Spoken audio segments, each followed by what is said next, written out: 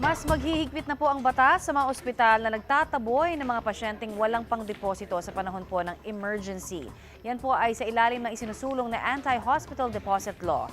Attorney Gabby, good morning. Good morning. Ano-ano yung mga isinusulong ng batas ukol sa pagre-require ng ospital ng deposit para ma-admit ang isang pasyente? Well, actually, hindi naman bago yung sinusulong ng bagong panukalang batas. At sa alam ko, ito ay naipasa na separately sa Senado at sa Kongreso. Kailangan lang magkaroon ng Bicameral Conference Committee para magkaroon ng version na pasado sa dalawang governing bodies na ito. Matagal na kasing merong Republic Act 8344 or ang Anti-Deposit Law na siyang nag-amenda sa Batas Pambansa. So actually, matagal na. BP 702 na siyang nagsasabi na ang general rule talaga ay bawal ang paghingi ng deposit in case of emergencies and serious cases. Pero ang basic point ng mga panukalang batas ay maitaas ang financial penalty na pwedeng ipataw sa hospital na nagtataboy ng mga pasyente mula sa emergency room dahil walang pang-deposito. Halimbawa, 100,000 pesos ang kasalukuyang multa sa mga ospital na hindi tumatanggap ng pasyenteng walang deposito. Sa panukalang batas naman, magbabayad ng minimum of 500,000 pesos hanggang 1 million pesos sa mga ospital na hindi magbibigay ng paunang lunas sa mga pasyente. Maaaring makulong ang mga opisyal ng ospital ng 4 hanggang 6 na taon. Babawiin din ng DOH ang lisensya ng health facility kung 3 beses na silang sunod-sunod na lumabag sa batas na to. May proposal din na babayaran ng Philippine Health Insurance Corporation or bibigyan ng tax incentive sa mga ospital na magbibigay ng paunang lunas sa mga mahihirap na pasyente. Okay.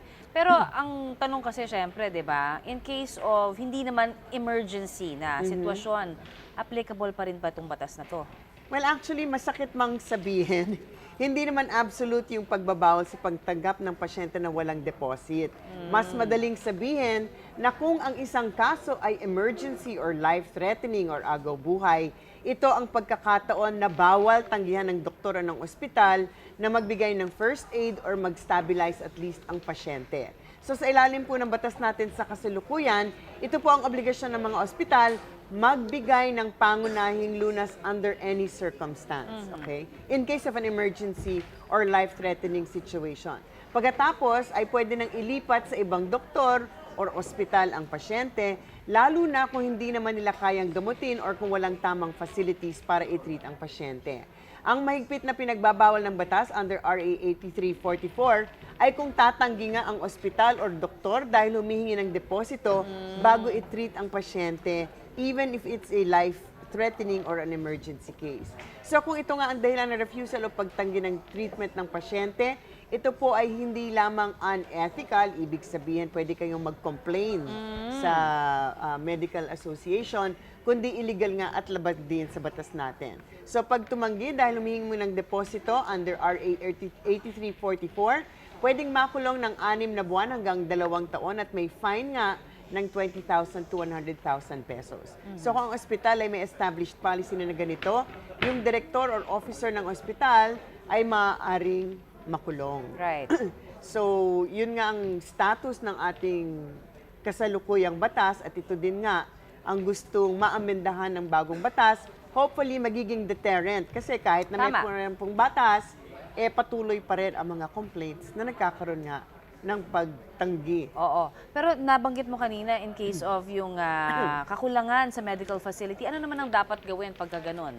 Well, pwedeng ilipat ang pasyente sa isang facility kung saan siya pwedeng gamutin, pero dapat ay pumayag muna ang pasyente at ang receiving hospital unless unconscious yung pasyente. Okay, so linawin natin, hindi naman talaga bawal yung paghingi ng deposit kung hindi naman emergency. Oo, hindi bawal kung hindi ito emergency or life-threatening case. At ang definition po ay ng emergency nga ay kung ito ay magre-result sa death or permanent disability ng pasyente.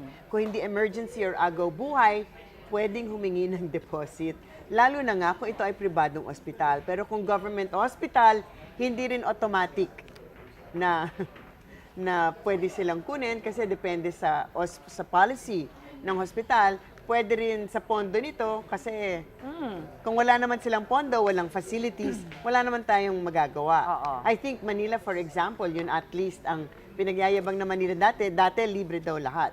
Sa ibang government hospital, kuminsan, hindi maoperahan ang isang pasyente or yung babies na ipapanganak ng premature, they have to turn Right. those babies away kasi wala daw incubator, halimbawa. Oo. Pero yung tanong din, yung paano daw kung nagamot na, pero wala namang pambayad. Ang dami nating cases na ganyan, di ba? Madami talaga because unfortunately at the end of the day for private hospitals, Minsan hindi pinapalabas yung pasyente. it really is a business. So meron po tayong ibang batas dyan, yung RA 9439, ang Anti-Hospital Detention Law naman. Ayan. Hindi pwedeng pigilan na umalis ang pasyente hindi makabayad or hindi mag-release ng death certificate kung namatay na ito. Pero, Okay. di ba, ito na naman, only if that patient is in the charity ward or in a non-private room. I see. So kung medyo sosyal ang presidente tuloy, kung medyo sosyal ang pasyente at nasa private room, baka hindi nga kayo i-discharge ng ospital kahit na walang pambayad, na hindi naman actually logical dahil palaki lang ng palaki yung utang ng pasyente habang naho-hostage siya sa hospital at naghahanap ng pambayad ang mga kaanak. So it doesn't really help the patient at all. Yung proseso kasi medyo masalimuot pa. Pa-explain pa further, attorney. Bakit Well, ganyan ang process? Well, the process is like that kasi daw baka naman mag-take advantage yung mga pasyente kahit na sila ay mayaman or merong Pambayad, pambayad. oo. Pero gusto rin nating sabihin, hindi naman sa lahat ng pagkakataon halimbawa na ang pasyente ay nasa private room ay meron ng pambayad. Correct. Kung minsan, kulang din ang mga bed sa charity ward kaya they have no choice. But to Exactly. get a bed na in a private room in the meantime, basta lang may admit at magamot. Hindi Pag naman ganon, yun nakikita ng batas natin.